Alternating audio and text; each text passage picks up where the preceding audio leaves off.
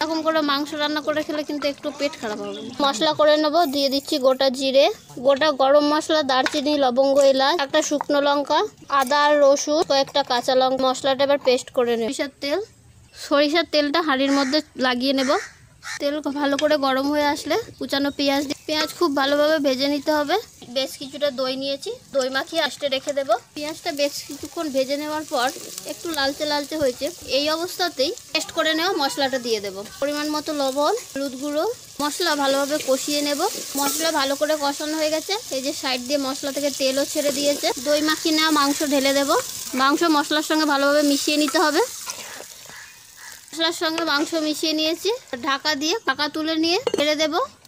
আর এইভাবেই ঢাকা দিয়ে নেড়ে নেড়ে কষিয়ে নেব। আগে থেকে ভেজে নেওয়া আলু মাংসের সঙ্গে একটু মিশিয়ে দেব। ভালোভাবে কষিয়ে নিয়েছি। দেখতে কালারটা কিন্তু হলুদ হবে, কেননা আমি কোনো গুঁড়ো লঙ্কা এখানে ব্যবহার করিনি। মাংস কিন্তু সিদ্ধ হয়ে গেছে।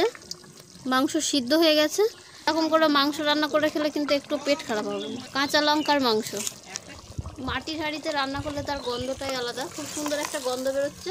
মাটির হাঁড়িতে রান্না করা ভালো প্রেসার কুকারের থেকে। হাত দিয়ে ফাটিয়ে আরও 2-3টে কাঁচা লঙ্কা দিয়ে দিলাম। এই কাঁচা লঙ্কার গন্ধটা খুব সুন্দর হবে।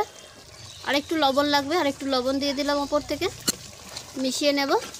কষানো হয়ে গেছে, অল্প করে জল দিয়ে দিচ্ছি, নেড়ে দেব। ঢাকা দিয়ে ফুটিয়ে নেব। ঢাকা তুলে নিচ্ছি। রেডি হয়ে গেছে মাংস। এরকম একটু ঝোলঝোলি রাখবো। নামিয়ে নিচ্ছি। মাটির হাঁড়িতে রান্না করলে এইটা দেখতে খুব মজা লাগে। নাবানোর পরে কি সুন্দর ফোটে। যতক্ষণ এই হাঁড়ির গরমটা থাকবে ততক্ষণ ফোটে। দারুণ হয়েছে কিন্তু, পাতলা ঝোল।